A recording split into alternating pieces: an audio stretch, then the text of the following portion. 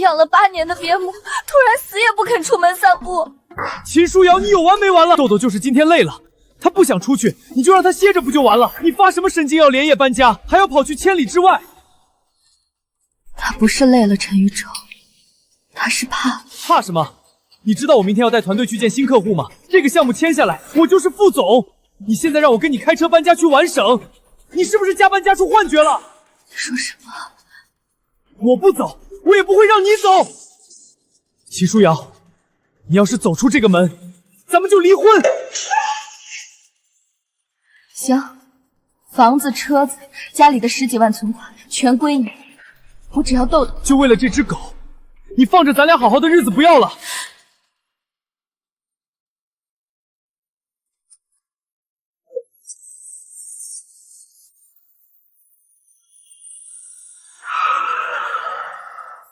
必须走，必须离开这座城市。爷爷说过，狗堵死路，看活路。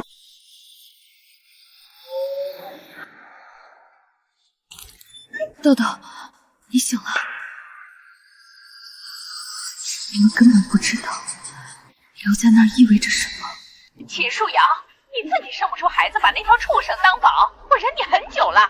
你是不是想害死我儿子？他好不容易要当副总了，你在这儿发什么疯？瑶瑶，你赶紧回去给宇宙认个错。你都多大了，有什么话不能好好说？为个狗非要闹离家出走？你婆家本来就嫌你。你听妈一句，别闹了。陈宇宙，你以为利用社会舆论亲情就能逼我回去？你不明白，豆豆是在救命。断了我的粮草，我就得像丧家犬一样爬回去。陈宇宙，你太小看我了。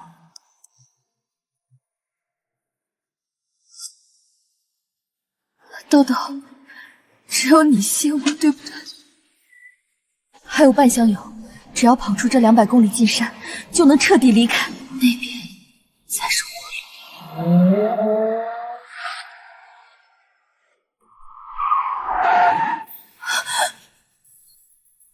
秦书瑶，下车！给我下车！陈宇宙，我不会跟你回去的。大家帮帮忙！我老婆得了严重的妄想症，把狗当孩子，非要离家出走。哎呀，这姑娘看着挺清秀，怎么脑子不好使呢？赶紧跟老公回家吧，生不了孩子养狗也就算了，别把自己搞疯了。我没疯，陈宇宙，你再敢动一下我就报警。你可以不走，那是你的命，但你别拦着我，否则我就报警说你拐卖妇女。你要报警抓我，就因为这只狗？是不是非要把它弄死，你就清醒了？滚开！他是为了救你的命，海州市不能待了，这座城市有问题。秦书瑶，你看看天，海长市风平浪静，现在5点半，晨练的人都出门了，什么都没发生，你还要闹到什么时候？难道真的是我记错了？不可能，豆豆的反应和18年前一模一样。书瑶，算我求你，别折腾了行吗？跟我回家吧，妈半夜着急的特地赶来，现在已经在家里做了你最爱吃的饭菜，就等着我们回去吃饭呢。老人忙活了一晚上，就盼着咱们和和美美的，你就算生我的气，也别辜负了老人家的一片心意行吗？我这辈子真是败给你了。如果你坚持要走，那我陪你去看看，但你不要再自己乱跑了，不安全。他终于信我了，只要再开1天半就能进西北，噩梦就要结束了。是哪位圣说自己的妻子出现了严重的妄想症和暴力倾向，要求强制留院观察的？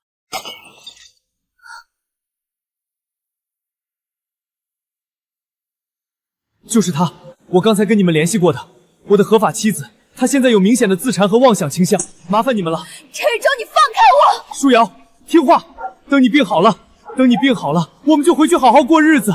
我求你了，别闹了，行吗？妈，我正带书瑶去医院呢。儿子，在家出事了，外面拉起了警戒线，整栋楼都被封住了，好多人跟疯了一样，趴在地上学狗爬，好几个人甚至跳楼了。妈，你说清楚，到底怎么了？别回来，别放弃！紧急通知，请海张市全体居民立即撤离，谁都活不了！立即撤离！丧尸吗？我家就在隔壁楼。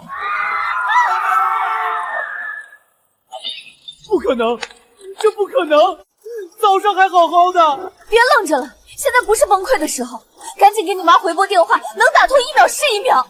是我错了，舒瑶，我不该不信你。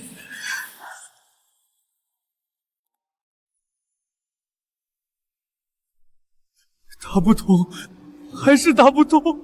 舒瑶，我妈会不会已经……别胡思乱想，电话断了可能是信号不好，也可能是她躲起来了。现在最重要的是离开这里，服务区人太多，一旦混进感染者，我们谁都跑不掉。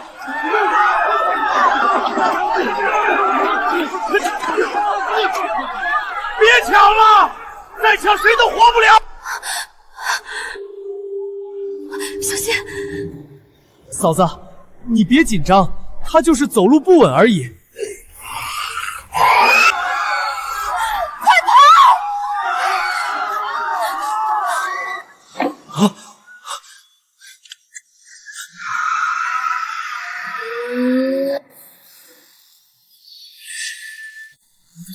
太可怕了！刚才差点就……如果我昨晚听你的话，带着妈一起走，她就不会被困在里面了。都怪我，都是我的错。后悔已经没用了，能不能活下去，全看接下来的路。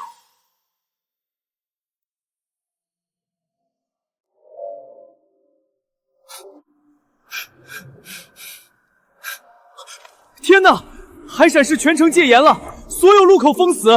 官方给这病处名叫犬化症，潜伏期72小时。早期头疼恶心，喉咙发紧，后期会四肢爬行，丧失意识，攻击性极强。你怎么了？没什么。好像蛮重视的。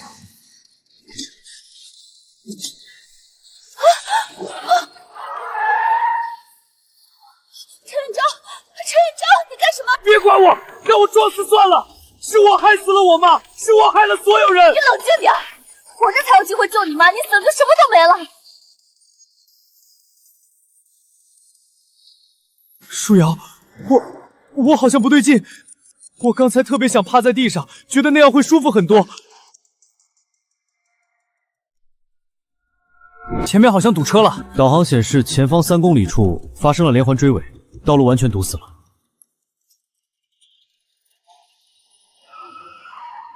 不好，后面有感染者开的车，不能在这里等着，我们必须下高速走国道。我看导航，前面2公里有一个出口，我们从应急车道过去。有没有素质啊？应急车道也敢走？后面有感染者，不想死的赶紧让开！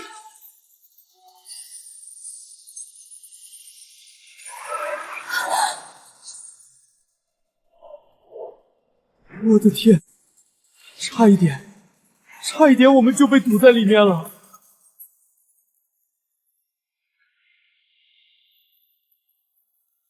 舒瑶，你看，海山市官方微博说，犬化症已经扩散到了3个区，他们建议居民躲在家里等待救援。我们必须尽快赶到西北山区的安置点，那里地势高，易守难攻，相对安全一些。如果当初没听他的，现在我也在那片火海里了。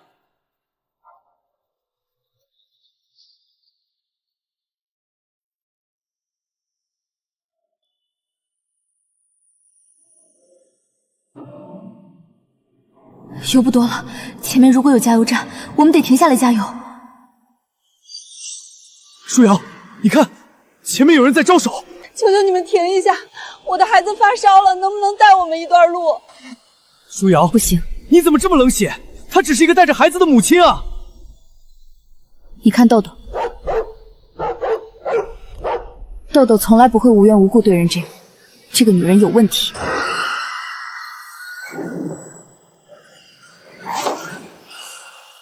我的天，她真的是感染者！我太蠢了，差点害死我们所有人。不怪你，你只是还没见过病毒最可怕的样子。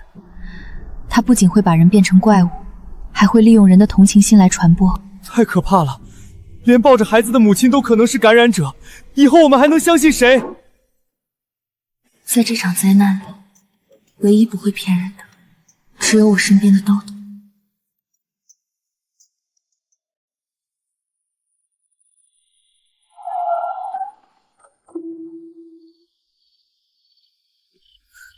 我们就在这里休息一下吧，先找点东西吃，顺便看看有没有备用的汽油。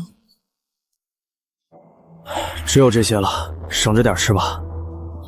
我头好疼，还有点恶心。吃一片，然后去车里休息一会儿，我和豆豆在周围警戒。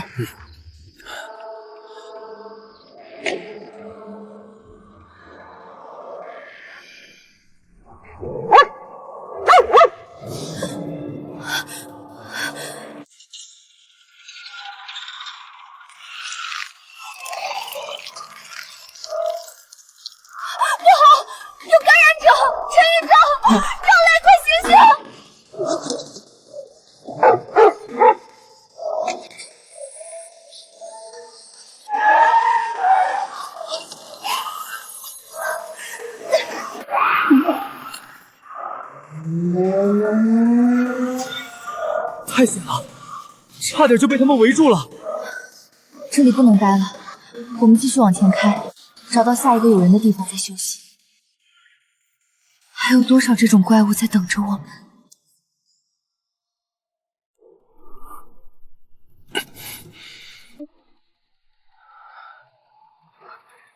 你怎么样？头疼的更厉害了吗？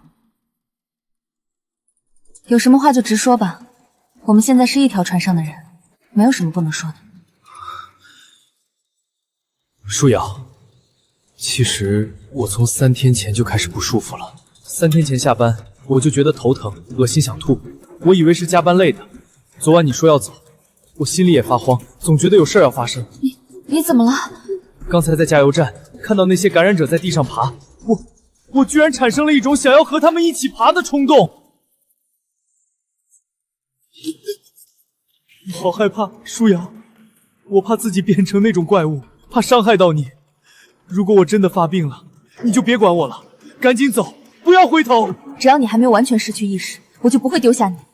18年前，我爷爷为了救我，死在感染者手里，我眼睁睁看着他被咬伤，却什么都做不了，那种无能为力的感觉，我这辈子不想再体会第二次。从现在开始，你全程戴着口罩，不要碰不明水源，不要接触陌生人，早期感染及时隔离治疗，痊愈可能很大。谢谢你，舒瑶，谢谢你没有放弃我。不用谢我，我只是不想再失去任何人了。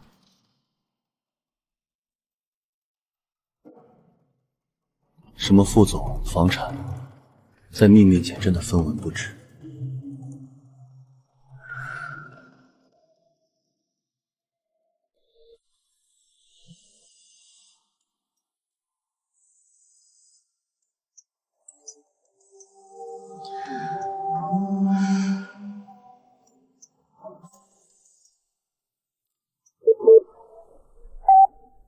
喂，舒瑶，是你吗？是我，小小，你怎么样？有没有撤离海州市？我被困在家里了，我老公昨晚发病了，他把自己锁在卧室，不停撞门，我带着孩子躲在阳台，不敢出去。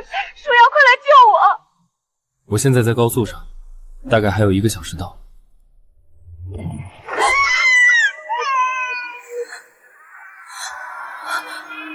张扬，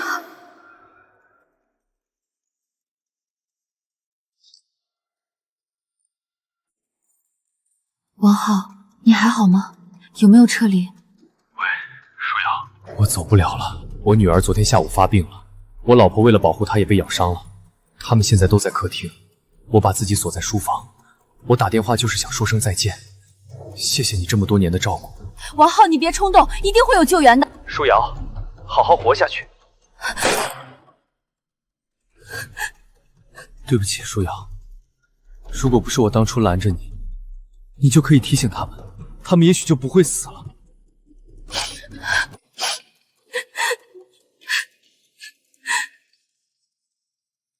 不怪你，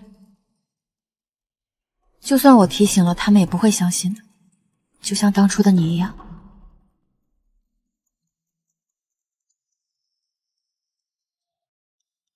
这么多人啊，不知道要排到什么时候。耐心等着吧，这里是目前最安全的地方。你们是从哪里来的？有没有接触过患者？我们是从海港市碧海花园3号楼来的。你们是从爆发中心来的？是的，但我没有明显症状，只是我丈夫有点头疼，可能是轻微感冒。跟我来，你们需要单独隔离观察。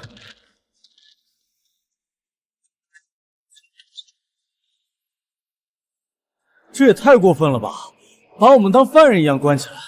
别抱怨了，他们也是为了大家的安全，毕竟我们是从爆发中心来的。你跟我来一下，你没有去过碧海花园3号楼，需要去普通隔离区。嫂子，陈哥，对不起，当初我不该跟着陈哥拦着你，如果不是你，我现在已经死在海港市了。过去的事就别提了，好好照顾自己。终于安全了。隔离区也不是绝对安全的，只要病毒还在，危险就无处不在。这已经是连续第3顿咸菜了，有的吃就不错了。这种时候，物资短缺是必然的。凭什么不给我水？我儿子都快渴死了！说了今天的水已经发完了，明天再给你，你怎么不讲道理？我不讲道理，你们把我们关在这里，连口水都不给喝，还有没有人性了？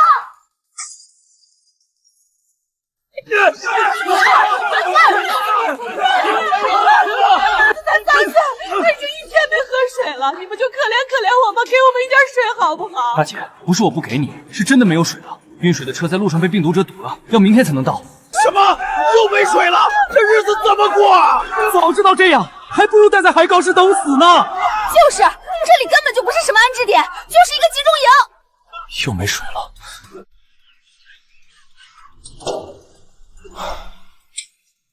没想到隔离区里这么乱，再这样下去，不用等感染者来，我们自己就先乱了。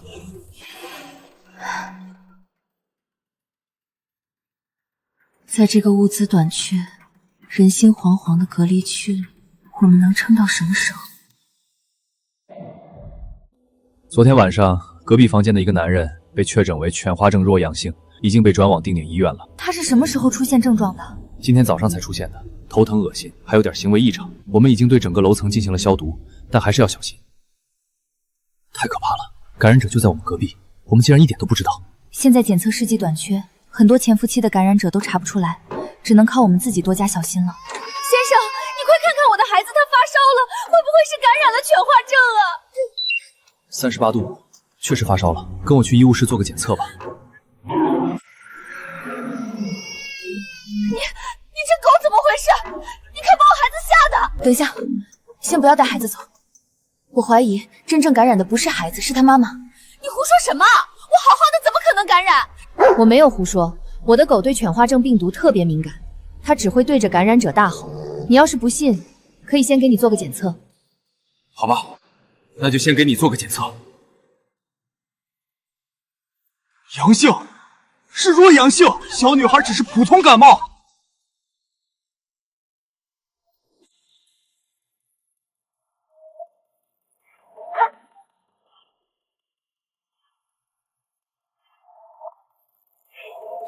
干得好，豆豆。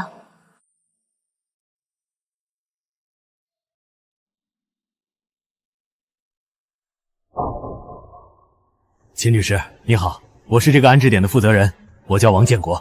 王主任你好，请问你找我有什么事吗？我是特意来感谢你的。昨天多亏了你和你的狗，及时发现了潜伏期感染者。不瞒你说，现在安置点的情况很糟糕，试剂短缺，潜伏期感染者根本查不出来。这几天已经发生了3起聚集性感染了。秦女士，我想请你帮个忙，能不能让你的狗帮忙排查一下隔离区里的潜在感染者，这样可以避免更多人被传染。王主任，我可以答应你，但是我有2个条件。第一，必须保证豆豆的安全，不能让任何人伤害他。第二，排查的时候我必须全程陪着他。没问题，我会派2个安保人员全程跟着你们，谁敢伤害你的狗，我第一个不答应。那就好，我们什么时候开始排查？明天早上，我今晚先通知各个楼层。秦女士，你和你的狗真是我们安置点的救星啊！我在外面守着。舒瑶，这样会不会太危险了？万一有感染者突然发病怎么办？放心吧，我比病毒更了解它。好吧，那明天我陪你一起去，我来保护你和豆豆。曾经那个自负冷漠的男人，终于在灾难中成长了起来。秦女士，都准备好了吗？准备好了，我们走吧。我们先从3楼开始排查，大家注意，保持警惕。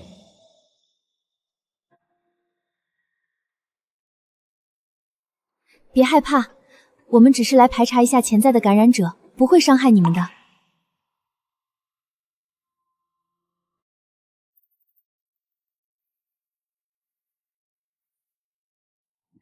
没问题，他们没有感染。谢谢你们。搞什么？让一只狗来查我们，有没有搞错？这不是封建迷信吗？这只狗能提前发现犬化症感染者，昨天已经救了一个小女孩的命了。我才不信呢！一只狗能有什么本事？我看你们就是没事找事儿，赶紧带着狗滚出去！你怎么说话呢？我们是为了大家的安全。为了大家的安全，我看你们就是想借机搞事儿！住手！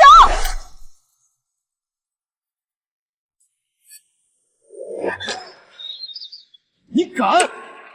妈的，拿只破狗吓唬谁？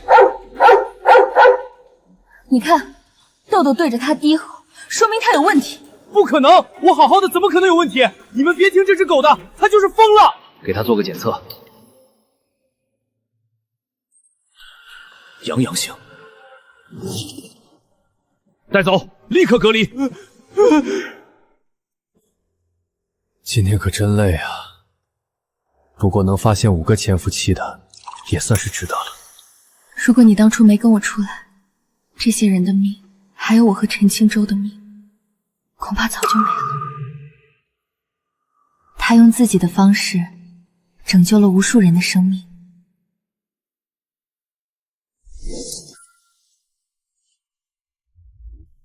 舒瑶，要是我是那种治不好的强阳性怎么办？别紧张，没事的。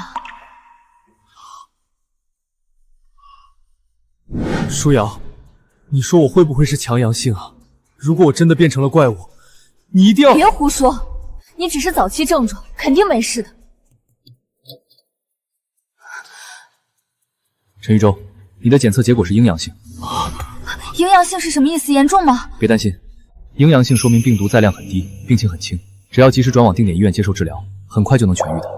太好了，太好了，我还以为我真的没救了。你看，我就说你没事吧。舒瑶，我不在的时候，你一定要照顾好自己和豆豆，不要随便出门，有事就找王主任。我知道了，你也要好好治病，我会经常去看你的。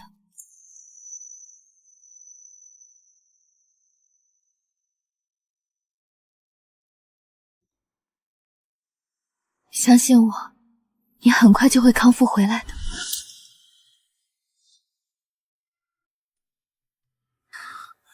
舒瑶，对不起。怎么又说对不起？因为我之前太混蛋了，我不信你，抹黑你，冻结你的银行卡，还叫精神病院的人来抓你，我差点害死了你，也害死了我自己。如果不是你，我现在已经变成了一个在地上爬的怪物了。陈玉洲，我们是夫妻，夫妻之间本来就应该互相扶持，不离不弃。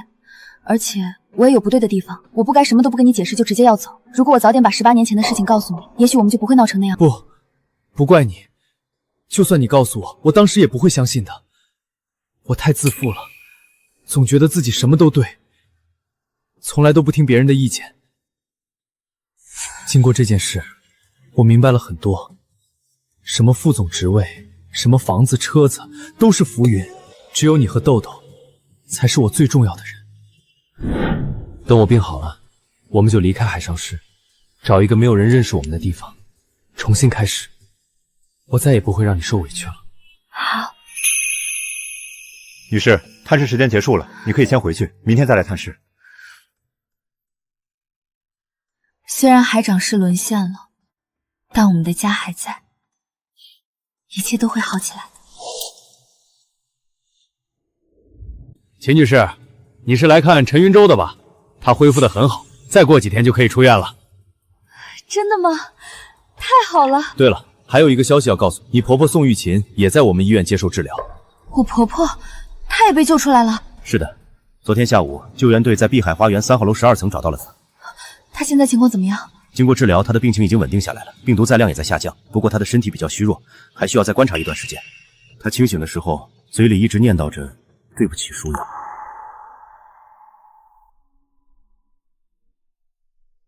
以前在家里指挥江山的宋玉琪，怎么变成这样了？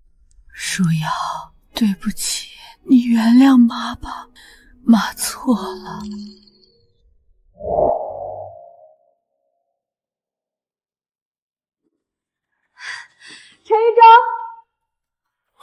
陈玉洲，告诉你一个好消息，你妈被救出来了，也在这家医院接受治疗，情况很稳定。真的吗？太好了，我妈还活着，太好了！舒瑶，谢谢你，谢谢你没有怪她。过去的事就让它过去吧。现在最重要的是，你们都能好好的。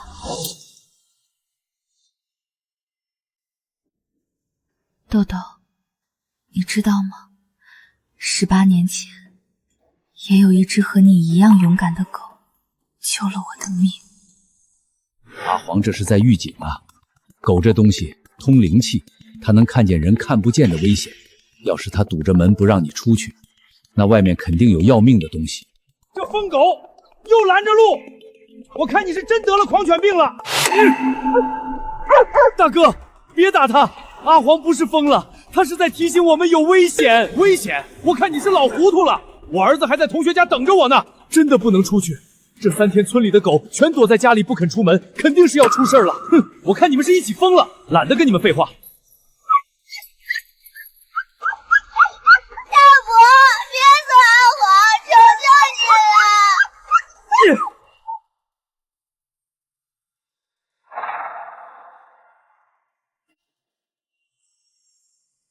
造孽呀，这是要出大事了。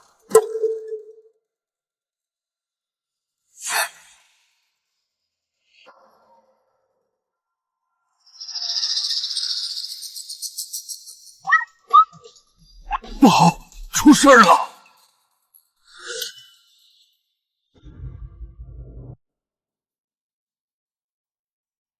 爷爷怎么了？阿黄怎么了？别说话，抓紧爷爷！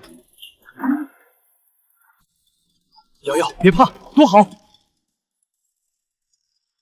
舒瑶，快进去！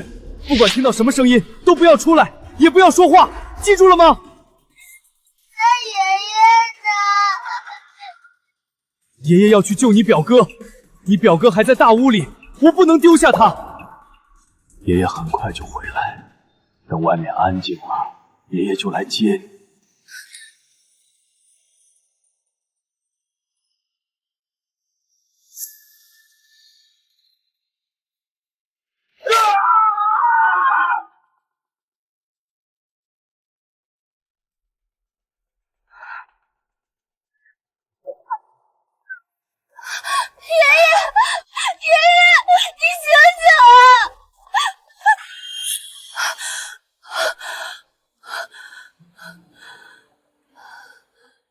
豆豆，谢谢你，谢谢你没有像阿黄一样丢下我。我知道，18年前的悲剧绝不能再重演。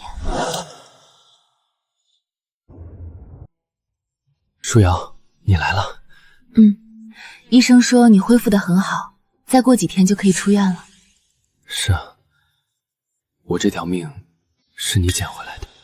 舒瑶，你能把18年前的事情完整的告诉我吗？我想知道你到底经历了什么。爷爷死在阁楼门口，怀里还护着表哥。阿黄为了救我，爪子都抓烂了。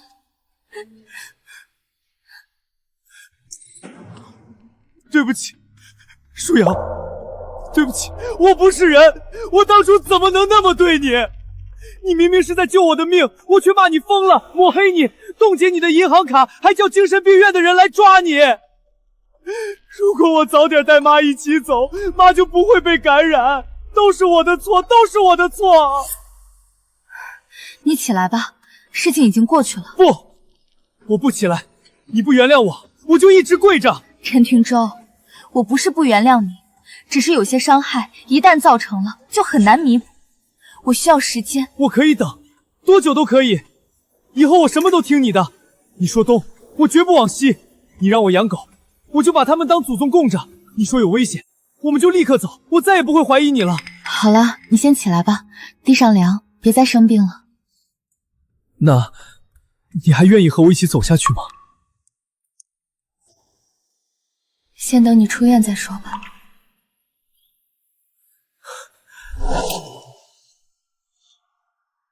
你说豆豆会不会也觉得无聊？他呀，肯定在想怎么还不放饭呢。插播一条重要消息，经专家组调查，海昭氏犬化症病毒源于碧海花园3号楼地基下的生物实验废料。开发商鼎盛地产前身曾在18年前于城郊李家村设立非法实验室，实验失败后就地掩埋，后又转移至3号楼地基下。专家确认，本次与18年前李家同源。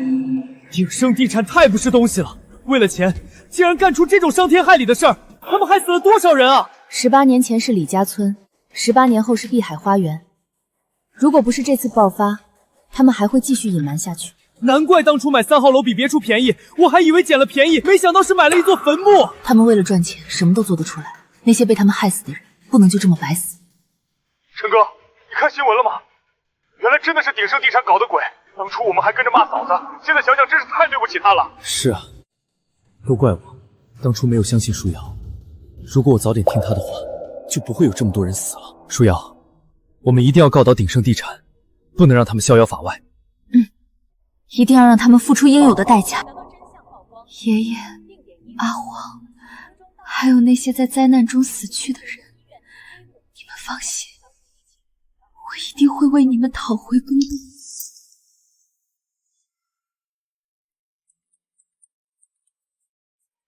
舒瑶，对不起，我当初不该随便跟风骂你，你真的太厉害了。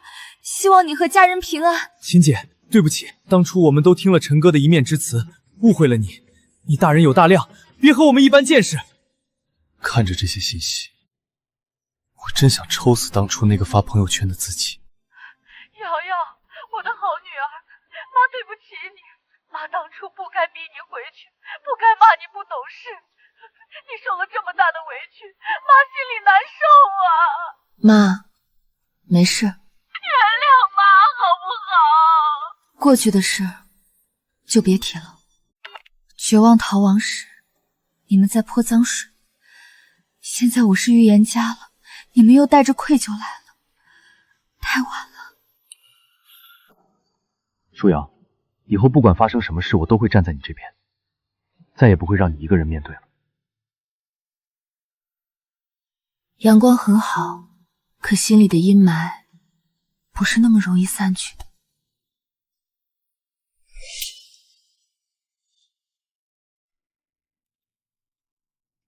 舒瑶，舒瑶，对不起，我知道我现在说什么都晚了，但我还是想跟你说一声对不起。当初是我糊涂，听了陈玉洲的一面之词，他给我打电话，哭着说是你精神失常的。如果我知道你是在逃命，我肯定会第一个支持你。舒瑶，你原谅我好。我没有怪你，当时那种情况，换作是谁，都会觉得我疯了。不是我的错，我应该相信你的。我们认识这么多年，我应该知道你不是那种无理取闹的人。舒瑶，这里面有5万块钱，我知道你现在肯定很困难，你先拿着用。不用了，我有钱。你要是不收，我心里会更过意不去的。真的不用，你的心意我领了，但钱我不能要。舒瑶，那等这件事结束了，我请你吃饭，我们好好聊聊。好。其实李萌人还是不错的，就是太容易相信别人了。我知道，只是有些东西碎了就是碎了，就算粘好了，也会有裂痕。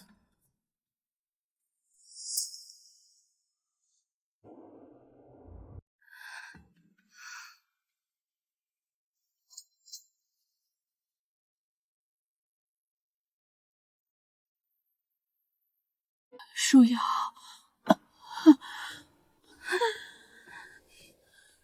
您别动，躺着就好。主要对不起你，妈不该嫌弃你生不出孩子，不该骂你丧门星，不该逼你回去。妈错了，妈真的错了。当初你说要走，我还跟着宇宙一起骂你。我要是听你的话，早点跟你走，就不会变成现在这样了。恕要你原谅妈好不好？妈，过去的事儿就让它过去吧。您现在最重要的是好好养病，把身体养好。我一定好好养病，等我好了，我就给你做饭，做你最爱吃的红烧肉。以前都是妈不好，以后妈再也不逼你生孩子了。你喜欢养狗，咱们就养。豆豆是咱们家的大功臣，以后妈把他当亲孙子一样疼。好。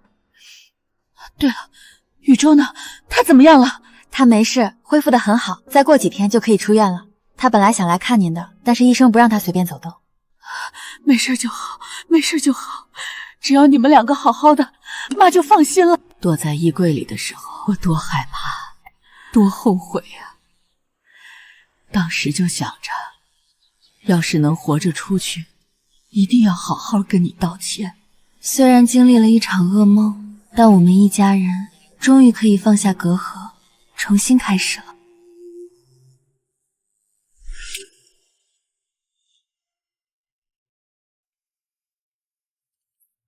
恭喜你，陈先生，你已经完全康复了，再观察1天，明天就可以出院了。朱瑶，我好了，我终于可以出院了。太好了，终于可以离开这个地方了。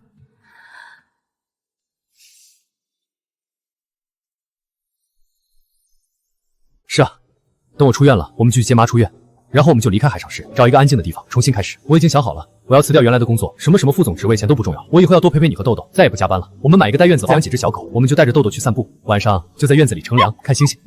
好，都听你的。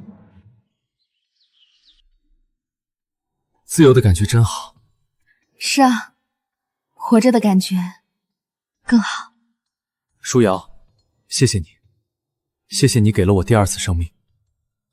以后我的命就是你的了，你让我干什么我就干什么，绝无二话。说什么傻话呢？我们是夫妻，本来就应该互相照顾。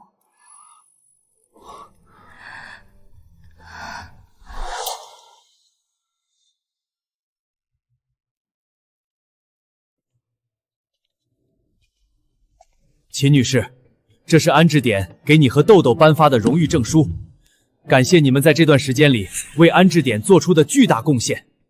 王主任，太客气了，这都是我应该做的。不，这是你应得的。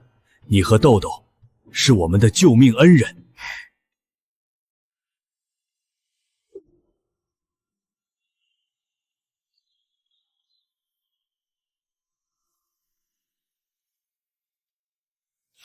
秦女士，谢谢你，谢谢你救了我的命。豆豆，谢谢你，真是一只神犬。秦女士，以后有空一定要回来看我们啊！谢谢大家，我会记住你们的，希望大家以后都能平平安安的。谢谢大家这段时间的照顾，以后大家要是有什么需要帮忙的，尽管找我们。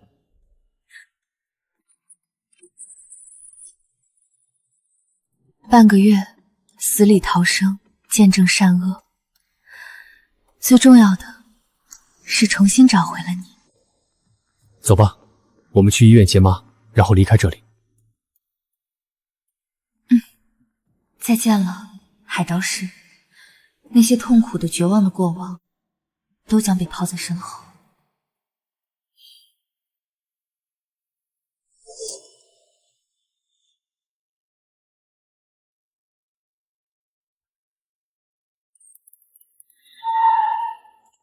请问是秦舒瑶女士吗？我是，你是？你好，我叫林深，是一名调查记者，我有很重要的事情想和你谈一谈。林记者，你找我有什么事？秦女士，我的孩子也住在碧海花园2号楼，他才5岁。病毒爆发的时候，他正在家里睡觉，虽然救了出来，但吸入病毒时间过长，留下了不可逆的神经损伤。医生说他这辈子都不能像正常孩子一样走路说话了。对不起，我不怪别人，只怪鼎盛地产那家公司。18年前的李家村也是他们干的。我收集了很多证据，但是还不够，我需要一个关键证人。秦女士，你是全国唯一靠动物预警在爆发前成功逃离的人，你的证词至关重要。我想请你作为第一证人，参与集体诉讼，告倒鼎盛地产，让那些凶手受到惩罚。我只想带家人安安静静过日子，不想再卷进去的。可如果我不去，林记者，你先别着急，这件事事关重大，我们需要好好考虑一下。你给我们一点时间，明天我们给你答复。这是我的联系方式，你们想好了，随时给我打电话，我等着你们的消息。舒瑶，如果你不想去，我们就不去。如果我沉默，下一个碧海花园还会出现。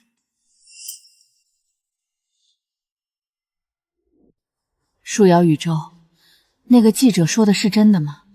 鼎盛地产真那么坏？是真的，妈，我们住的那栋楼就是建在他们埋的病毒废料上面的。如果不是舒瑶，我们现在都死了。大奸大的，为了钱连人命都不顾了，一定要告他们，让他们坐牢。舒瑶，你是怎么想的？我想答应林神，我支持你。虽然我知道打官司会很麻烦，也会很危险，但是那些受害者不能就这么白死了。我们不能让丁盛地产逍遥法外。谢谢你。跟我还客气什么？不管你做什么决定，我都支持你。我们是一家人。林记者，我想好了，我答应你，作为第一证人参与集体诉讼。太好了，秦女士，谢谢你，真的太谢谢你了，我现在就过去找你。这些都是我这几个月收集到的证据，有鼎盛地产非法实验的内部记录，有他们违规填埋废料的合同，还有当年李家村灾难的内部报告。这些畜生，一定要让他们付出代价！我也是这么想的。现在有了你的证词，我们的证据就更充分了。我已经联系了一些受害者，准备组建一个受害者联盟。爷爷，阿黄，你们放心，我一定会为你们讨回公道的。林记者，我们什么时候开始？现在就开始。我们先联系更多的受害者，然后向法院提起诉讼。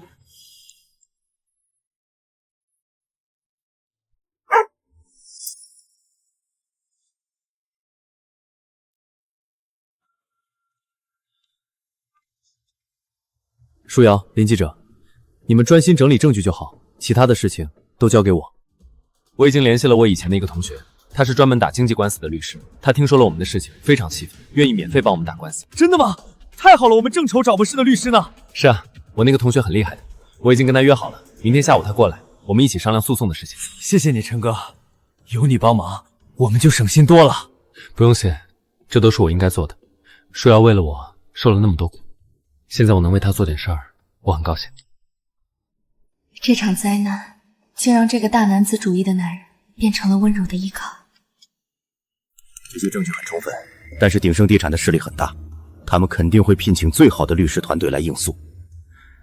这场官司不会那么容易打赢。我们知道，但是我们不怕。好，有你这句话就够了，我一定会尽全力帮你们打赢。我们不仅要让鼎盛地产赔偿受害者的损失，还要让其负责人承担刑事责任。那我们接下来该怎么做？我们要尽快联系更多的受害者，收集更多证据，同时利用媒体力量，让全社会都来关注，给法院和鼎盛地产施加压力。好，就按你说的做。联系受害者的事情交给我来办。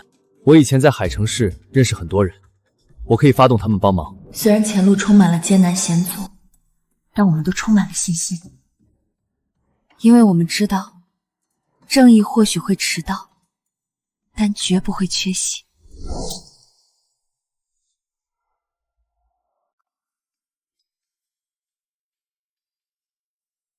戚女士，我劝你们还是别告了，鼎盛地产势力那么大，你们告不倒他们的，到时候不仅拿不到赔偿，还会惹祸上身。是啊，他们给了我20万，让我不要乱说，我觉得挺好的，至少能给孩子留点钱。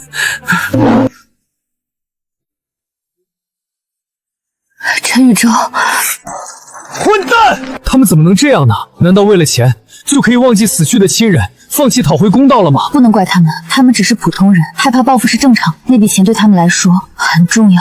那我们怎么办？如果没有足够多的受害者签名，集体诉讼可能很难立案。别放弃，我们再去试试，总会有人愿意站出来的。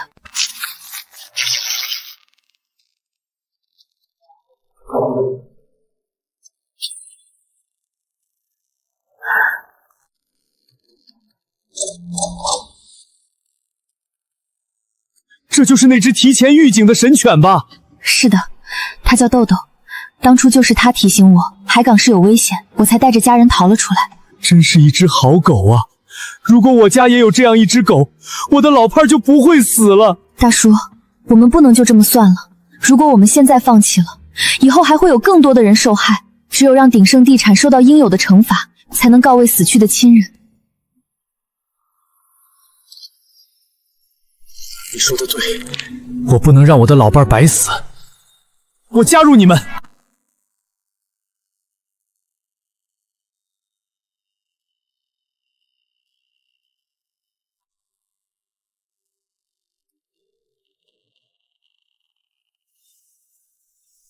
我们凑齐立案的人数了，这就是正义的力量。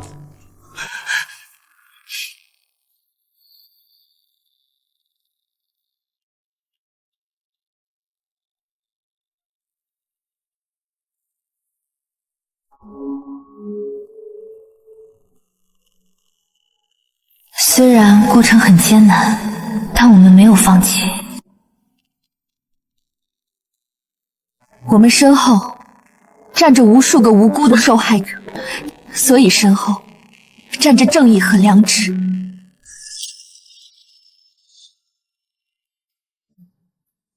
你好，打扰一下，我们是受害者联盟，想了解一下情况。舒瑶，别灰心，总会有人相信我们的。鼎盛地产，这不是……你们是要告鼎盛地产吗？是的，阿姨，我们要起诉鼎盛地产，为所有受害者讨回公道。我要加入你们，我要告那些畜生，为我的老伴和儿子报仇。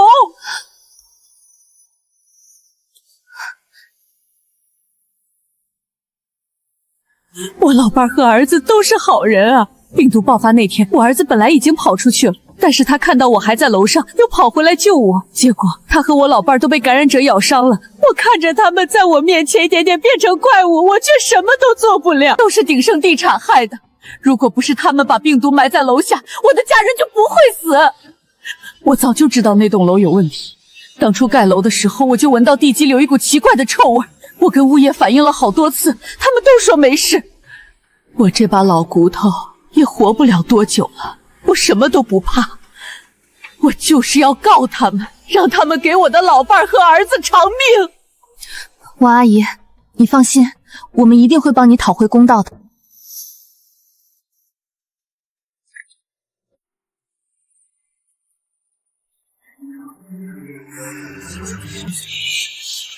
那个王老太太都敢告，咱们怕什么？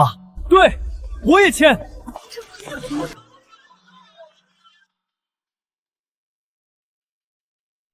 短短几天，人数就从几个人增加到了200多人。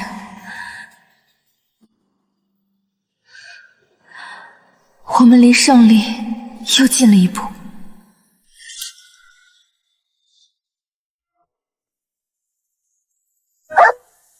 18年前，这里还有爷爷和阿黄，现在只剩一片废墟。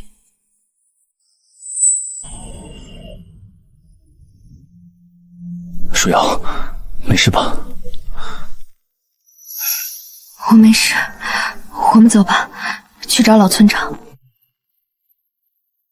难道就没有什么其他的线索了吗？我也不知道。老村长，你再说。那件事儿都过去这么多年了，还提他干什么？我知道，这些年我一直活在愧疚里。如果当年我能早点阻止，就不会死那么多人。当年鼎盛说建工厂给补偿，可建的是失败病毒实验室，害死半个村子。他们给每家一笔钱，威胁敢说出去就杀全家。我害怕，就带着村民搬走了。这是当年鼎盛和村里签的补偿协议，还有封口费收据，我一直留着，就是希望有一天能有人揭穿他们。谢谢你，老村长，这些证据太重要了。不用谢我，是我对不起死去的村民，希望你们能告倒鼎盛地产，让他们得到应有的惩罚。豆豆别怕，有了老村长的证词和这些物证，我们一定能打赢这场官司。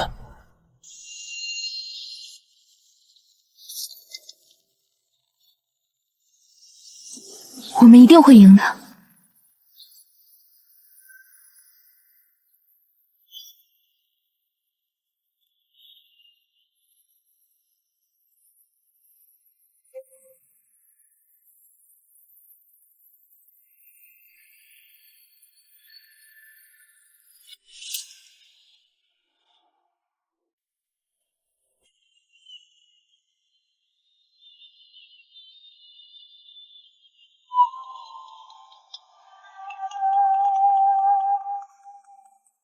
秦舒瑶女士，我是鼎盛地产的法律顾问，我劝你最好立刻停止你的愚蠢行为，否则后果。你是谁？你不用管我是谁，我们老板说了，只要你愿意撤诉，我们可以给你500万的赔偿金，足够你下半辈子衣食无忧了。如果我不撤诉呢？不撤诉，那你就等着瞧吧，我们有的是办法，让你和你的家人生不如死。这些畜生，他们竟然还敢威胁我们！我现在就报警。别报警，现在报警没有用，他们只是口头威胁，没有留下任何证据。报警了，警察也拿他们没办法。那怎么办？难道我们就任由他们威胁吗？当然不能，他们越是威胁我们，就说明他们越害怕，我们越是要坚持下去。只是从现在开始，我们要更加小心。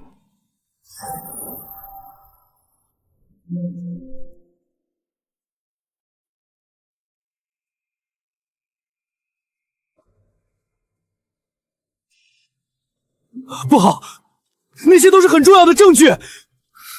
别慌，幸好我昨天把所有的证据都备份了，还存在了 U 盘里，藏在了安全的地方。他们偷走的只是复印件。这些人太嚣张了，竟然敢撬门偷东西。这次是偷证据，下次说不定就会对我们下手了。没错，看来我们必须尽快寻求警方的保护了。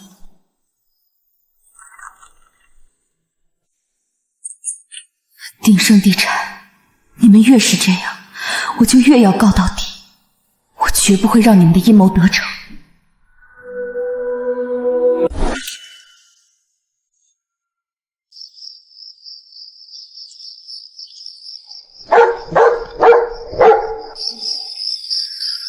豆豆，怎么了？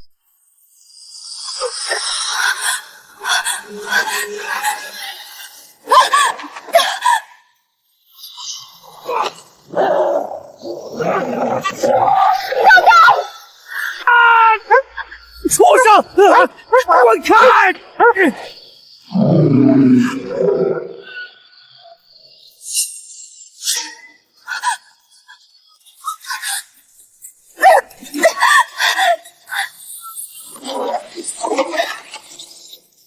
舒瑶，舒瑶！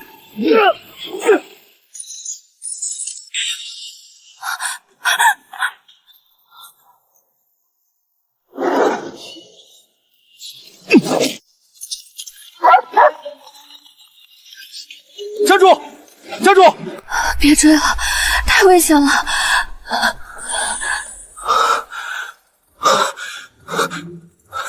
舒瑶，你没事吧？有没有受伤？豆豆受伤了，我们赶紧带他去宠物医院。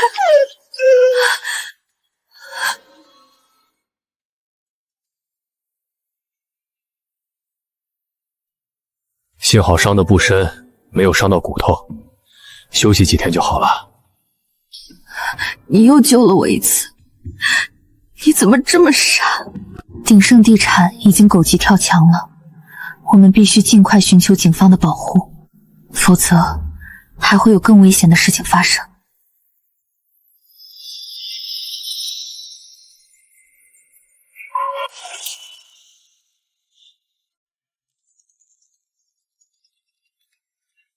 喂？真的吗？太好了！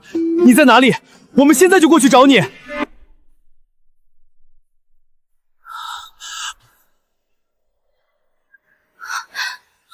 是谁啊？不知道，他没说名字，但他说有鼎盛地产的证据，我们赶紧过去看看吧。会不会是陷阱？鼎盛地产的人说不定会用这个办法骗我们。有可能，但我们不能错过这个机会。如果他真的有重要证据，对我们的官司会有很大帮助。我和陈坤州一起去见那个神秘人，林深留下来保护宋玉琴和豆豆。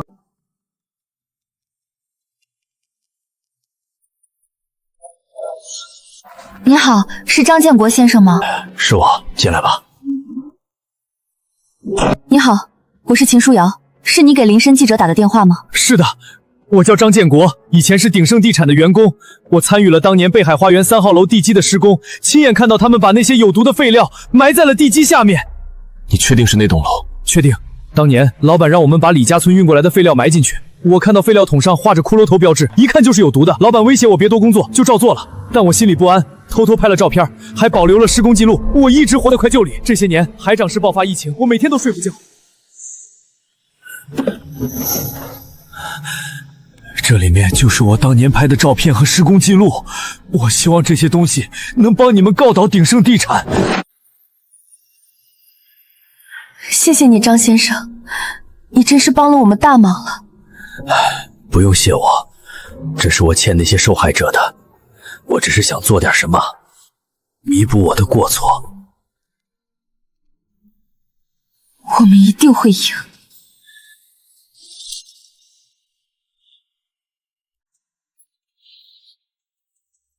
这些证据足以让鼎盛地产的负责人受到法律的制裁。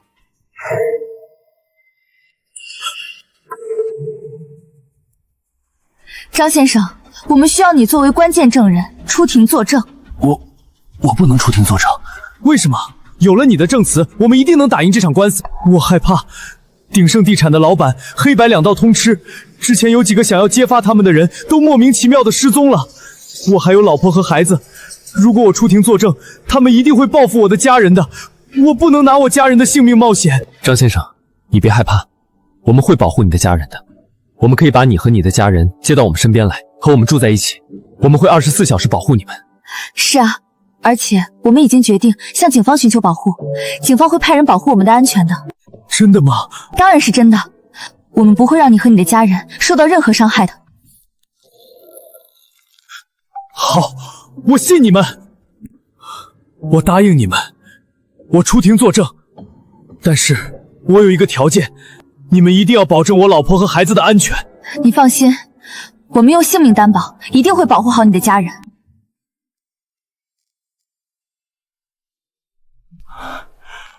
他们终于安全了，谢谢你们。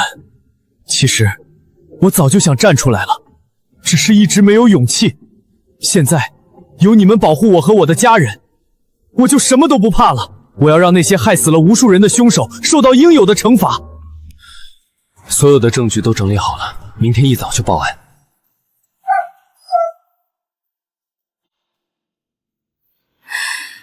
只要我们坚持下去，就一定能迎来胜利的曙光。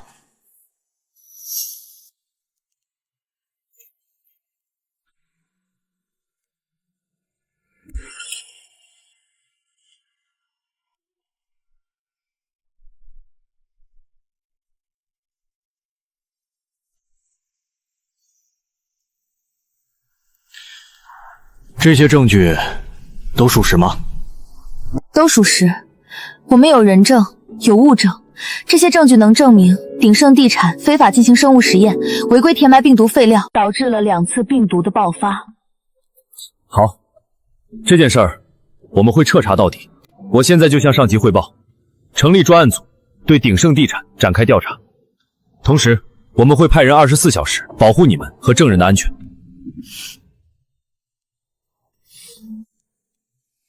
本台消息，今天上午，鼎盛地产总部大楼被相关部门依法查封。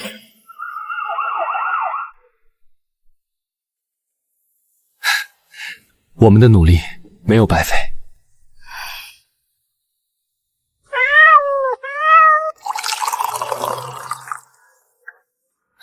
终于，警方介入了。有了警方的保护，我们就不用再害怕鼎盛地产的报复了。不仅是病毒泄漏、行贿、透税，这些蛀虫的根终于要被拔出来了。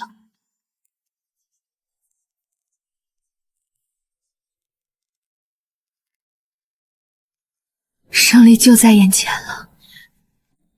那些在灾难中死去的人，终于可以安息了。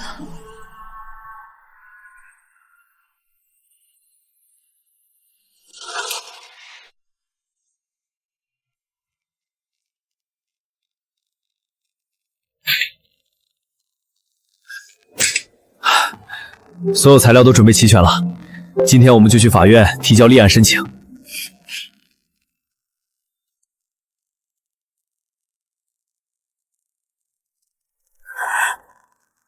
终于等到这一天了，那些死去的人终于能看到希望了。别紧张，我们一定会成功的。走吧，去法院。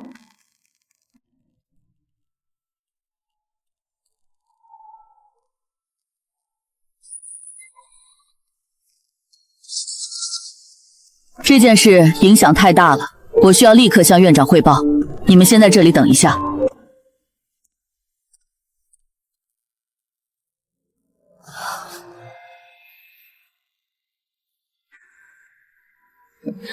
秦女士，你说法院会受理吗？经院领导研究决定，本案正式立案，我们会尽快安排开庭时间，通知你们。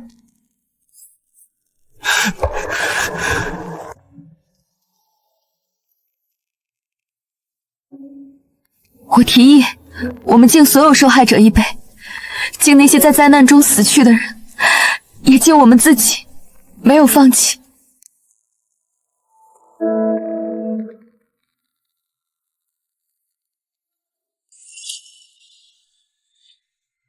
法官大人，我请求驳回原告的诉讼请求。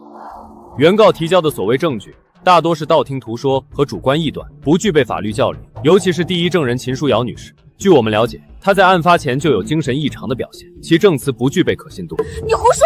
我没有精神异常。哦，是吗？这是陈宇洲先生当初发的朋友圈截图，还有精神病院的出诊记录，上面清楚地写着秦书瑶女士因妄想症被家属要求强制送医。一个有妄想症的人说的话怎么能作为证据呢？那是因为我当时不知道真相，误会了舒瑶。舒瑶根本没有精神病，她是对的。陈先生，请注意你的言辞。你是秦书瑶的丈夫，你的证词具有利害关系，不能作为证据。反对。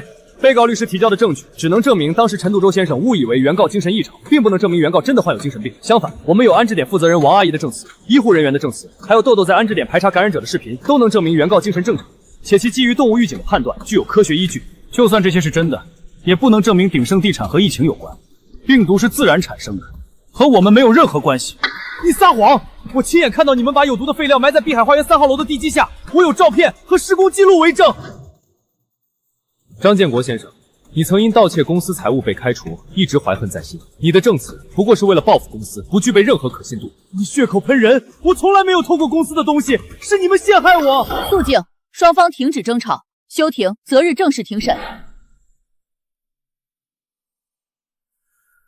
秦女士，我劝你还是早点撤诉吧，跟鼎盛地产作对，没有好下场。张律师，你放心，我一定会告到底的。总有一天，你们会为自己的所作所为付出代价。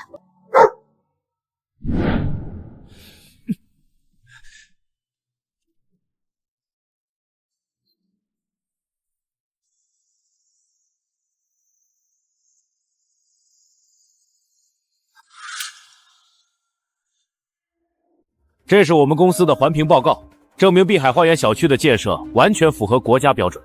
还有这份土壤检测报告，证明3号楼地基下没有任何有毒物质。这些报告都是伪造的，我们已经核实，环评报告是你们行贿获得的。至于土壤检测，你们检测的是旁边的土，而不是地基下的。这是法院委托第三方做的检测，报告显示，3号楼地基下的土壤含有大量犬化症病毒成分，与18年前李家村完全一致。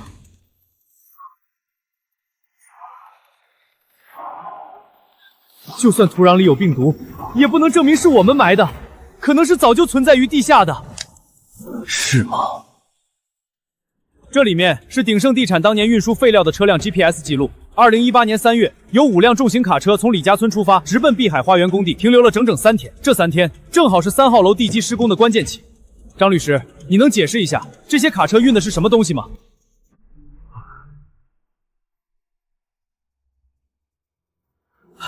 法官大人，就算鼎盛地产存在一定的过错，我们也愿意承担相应的赔偿责任。我们希望能和原告进行和解。和解？你们害死了几百人，现在想用一笔钱就了事，不可能！秦女士，你别太冲动，我们愿意赔偿每位受害者100万。你的话，我们可以给你1000万，这笔钱足够你下半辈子衣食无忧了。我不要你的钱，我只要你们偿命！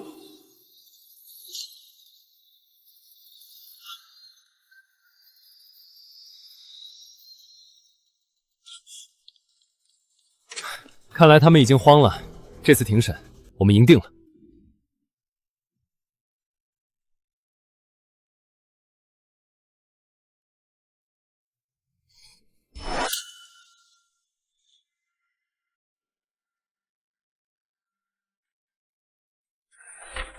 金女士，这是一张1000万的支票，只要你愿意撤诉，并且说服其他受害者也撤诉，这张支票就是你的了。张律师，你觉得一条人命值多少钱？秦女士，我知道你心里有气，但人死不能复生，就算我们赢了官司，那些人也活不过来了。不如拿着这笔钱，好好过以后的日子。是啊，人死不能复生，所以我更不能让他们白死。如果我今天拿了你的钱撤诉了，那我怎么对得起那些死去的人？怎么对得起相信我的受害者们？秦女士，你别太固执了。鼎盛地产的势力很大，就算你们赢了官司，也不一定能拿到赔偿，而且他们不会放过你的。我不怕，我连死都不怕，还怕他们的报复吗？这张支票你拿回去吧，告诉鼎盛地产的老板，准备好坐牢吧。秦书瑶，你别给脸不要脸！你真以为你能赢吗？我告诉你，只要我们老板一句话，就能让你身败名裂，生不如死。是吗？那我倒要试试，看看是你们的势力大，还是法律的力量大。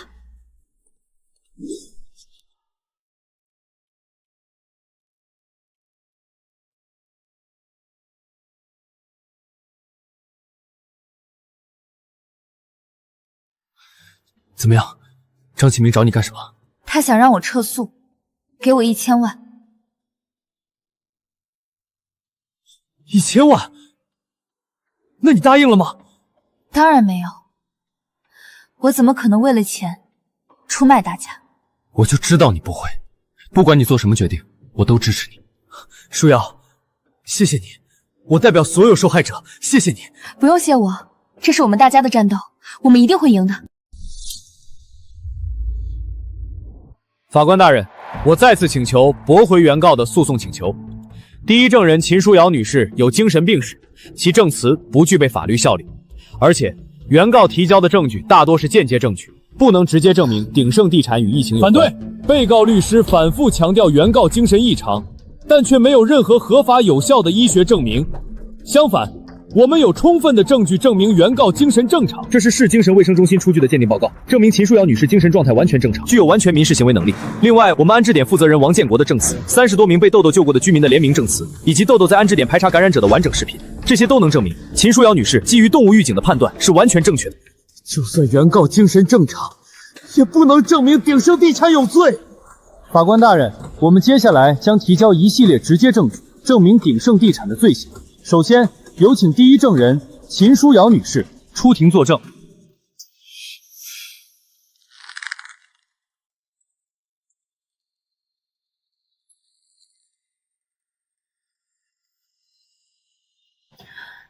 我是本案的证人，秦书瑶。我发誓，我所说的每一句话都是事实。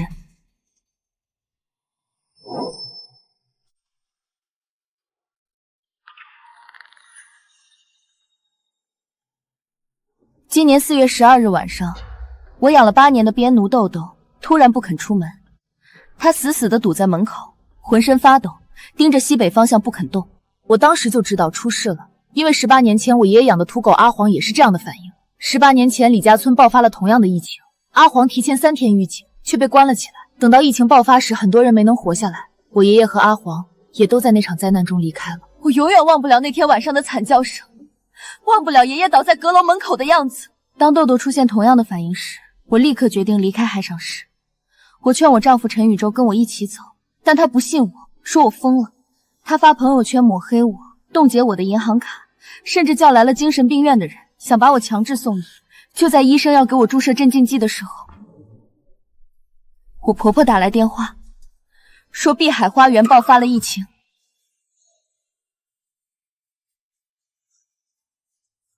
后来我才知道，我们住的3号楼建在鼎盛地产埋的病毒废料上面。18年前，他们在李家村做非法实验，失败后把废料埋在那里。后来开发碧海花园，又把废料转移到了3号楼的地基下。你们听好了，这些话我等了18年。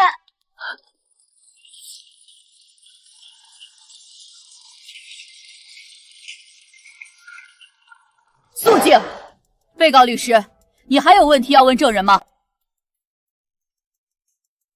没有。好，证人退庭。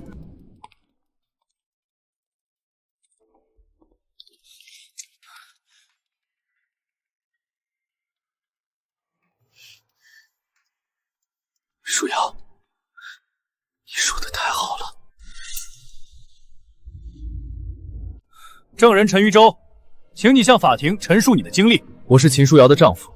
案发当晚，我确实不相信他，觉得他疯了。我骂他，威胁他要离婚，冻结了他的银行卡，还叫来了精神病院的人。你为什么这么做？因为我以为他真的疯了。我当时满脑子都是我的工作，我的副总职位。我觉得舒瑶是在无理取闹，是在耽误我的前途。直到我妈打来电话说小区爆发了病毒，我才知道我错的有多离谱。我差点害死了我的妻子，害死了我的母亲。如果不是舒瑶坚持要走，我现在已经变成了一个在地上爬的怪物。被告律师说我妻子有精神病，这完全是胡说八道。真正疯了的是鼎盛地产那些为了钱草菅人命的人。这是我的病历，我被查出犬化症病毒侵袭，是舒瑶救了我的命。如果他真的有精神病，怎么可能提前预判到灾难，带着我逃出来？在这个世界上，最珍贵的不是钱，不是地位，而是身边的人。今天站在这里作证，就是希望法庭能给所有受害者一个公道，让鼎盛地产的那些人受到应有的惩罚。证人陈廷洲，你是秦舒瑶的丈夫，你们之间有利害关系，你的证词不能作为证据。有没有利害关系不重要，重要的是我说的都是事实。你可以不相信我，但你不能否认我确实感染了病毒，是我妻子救了我。被告律师还有问题吗？没有。好，证人退庭。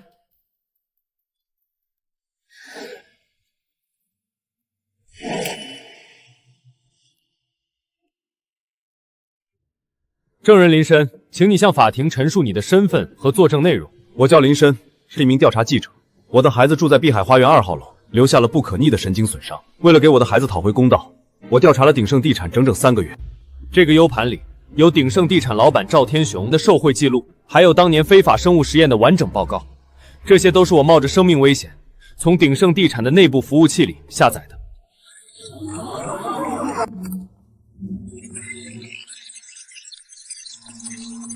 废料处理预案，就地掩埋，严格保密。反对，这些证据是非法获取的，不具备法律效力。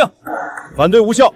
这些证据虽然是原告通过非正常渠道获取的，但内容真实，且与本案有直接关联，可以作为证据使用。另外，本院将把这些行贿证据移交检察机关另行立案侦查。现在宣布，赵天雄涉嫌重大责任事故罪，立案侦查。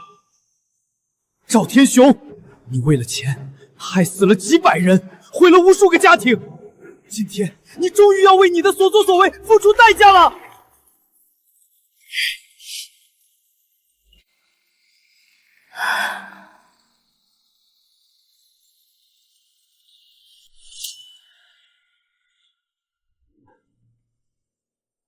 证人王秀兰，请你向法庭陈述你的遭遇。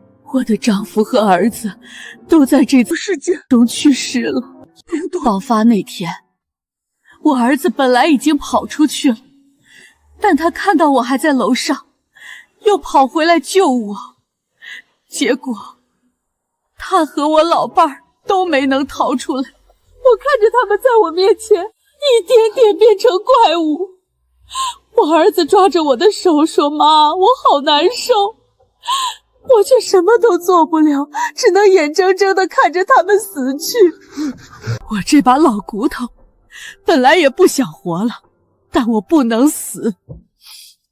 我要看着那些害死我老伴儿和儿子的人受到惩罚。他们为了钱把病毒埋在我们家楼下，他们害死了我的家人，毁了我的家。我求求法官，给我们这些受害者一个公道，让那些坏人坐牢，给我的老伴儿和儿子偿命。严惩凶手！给我们公道！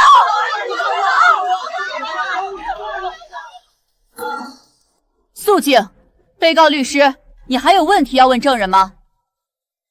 没有。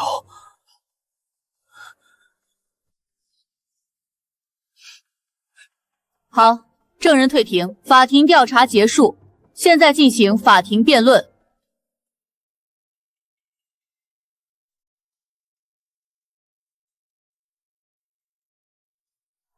休庭，择日宣判。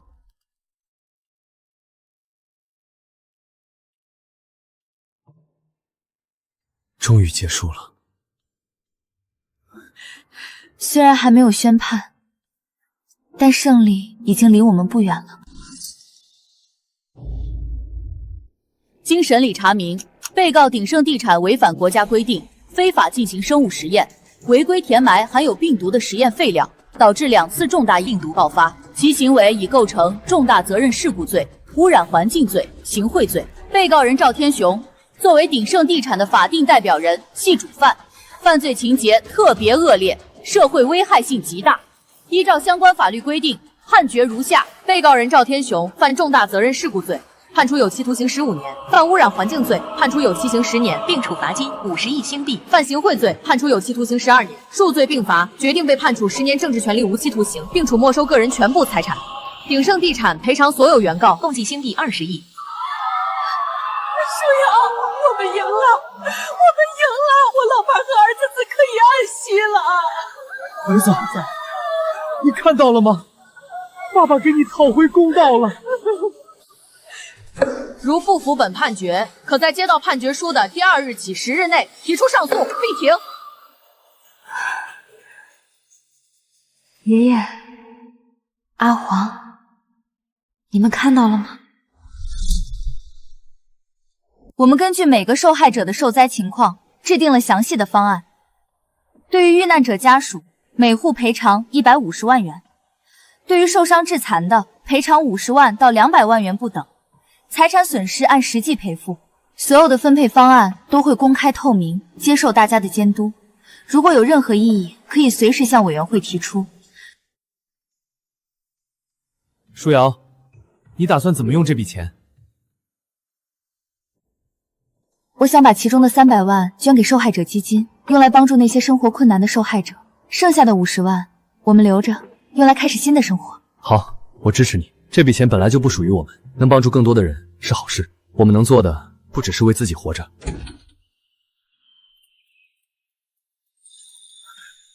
舒瑶，谢谢你，你真是太善良了。不用谢我，如果没有大家的支持，我们也赢不了这场官司。现在我们赢了，就应该互相帮助。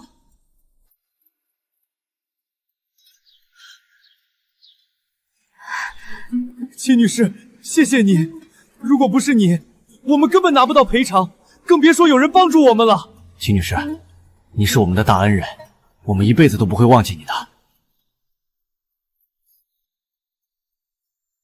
走吧。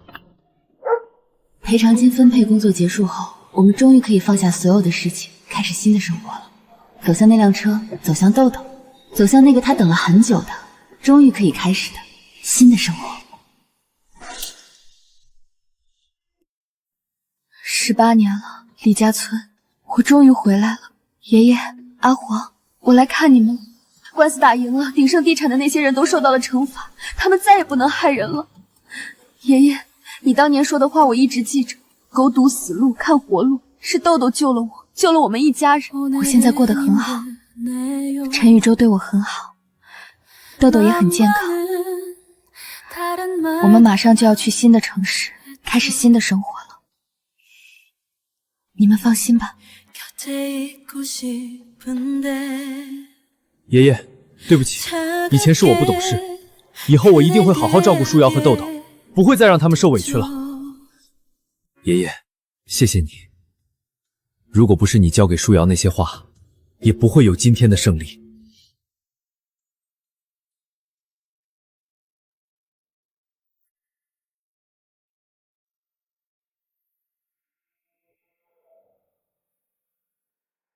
豆豆似乎在努力记住这座城市的每一个角落，用他的方式做最后的告别。再见了，海上市。再也不见。我们去新的城市，过新的生活。前方西北方向，一路通途。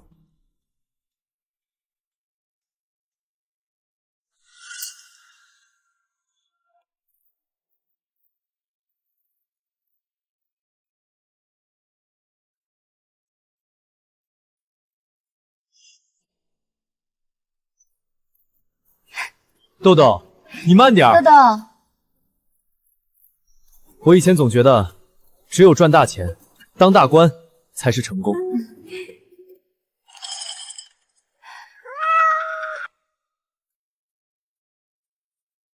现在才知道，能做自己喜欢的事情，和家人在一起，才是最幸福的。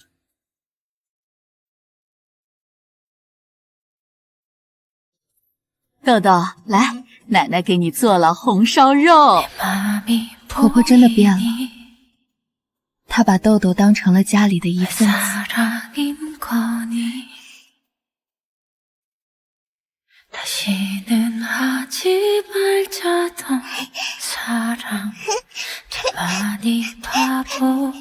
舒瑶，谢谢你，如果不是你，我现在还活在痛苦里。不用谢我，一切都会好起来的。回来了。日子就这样一天天平静地过着，没有了灾难的恐惧，没有了官司的烦恼，我们终于过上了梦寐以求的生活。这就是我想要的幸福。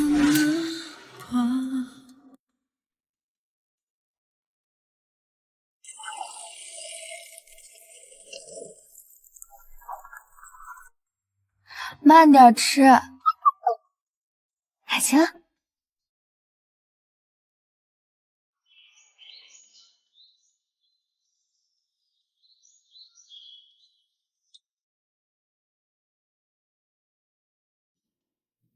怎么会这么香？怎么了，舒瑶？你看他长得太像阿黄了。真的太像了。我们领养他吧。好，我们领养他。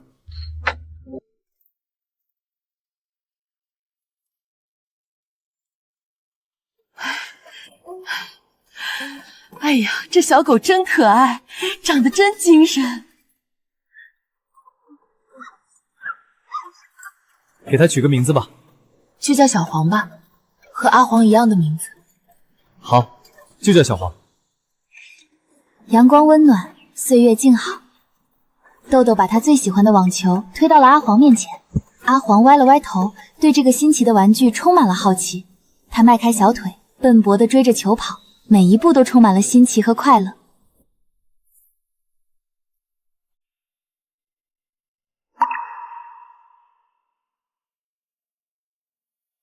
爷爷，阿黄，你们看到了吗？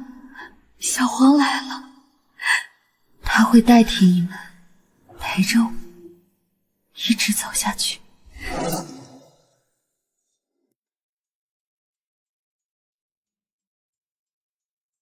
半年后，一切都步入了正轨。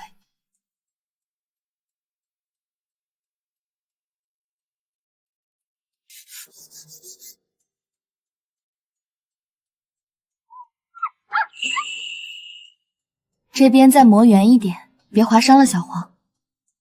放心吧，我都磨了好几遍了，你看是不是很光滑？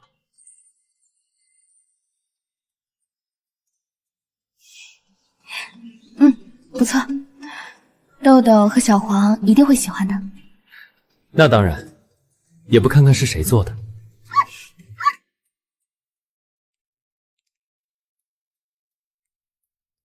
走了，遛弯去了。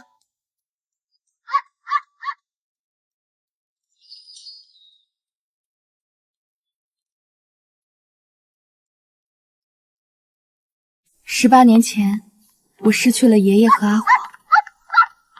半年前，我被全世界误解，差点失去一切。但现在，一切都过去了。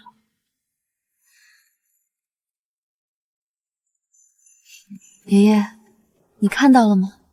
狗不会骗人，它们比人更早感知到大地的痛苦，也比人更懂得如何感知安全。当它们堵门时，是因为前方是死路；当它们摇着尾巴奔向草地时，代表这片土地终于彻底干净。吃饭了。回家吧，妈做好饭了。好。